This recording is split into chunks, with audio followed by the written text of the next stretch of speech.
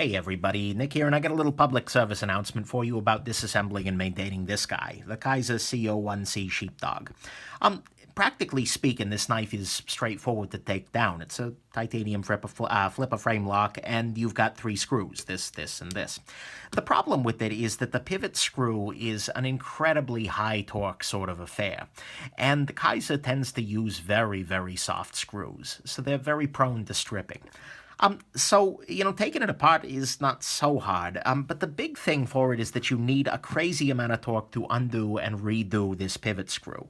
It's not that it was cross-threaded or anything like that, that this was just a normal amount, but for whatever reason, and it may just be this knife, it may just be a defective knife, but it took a huge amount of torque, and I mean huge. I mean I needed to switch from this driver to the big old America driver here in order to be able to properly unscrew and rescrew the pivot on this knife.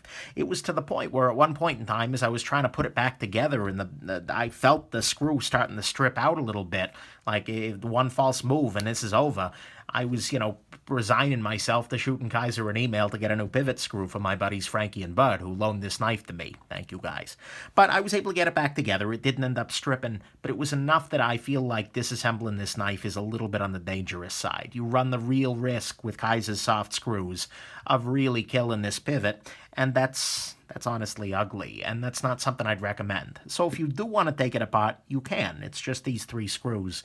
But I'd really highly recommend against it. I'd say try and use this guy, clean it out using canned air or running it underwater and dripping the oil in there. It's not great. That's going to be showing up in the ugly portion of the review, no doubt. But that is what it is. Knife is running fine now, but that was a little bit hairy, and so I tend not to recommend hairy disassemblies to my viewers. I hope this was interesting. Sorry about that. I wish this was easier on, like, every damn level. But regardless, have yourselves an absolutely wonderful rest of your day. Bye now.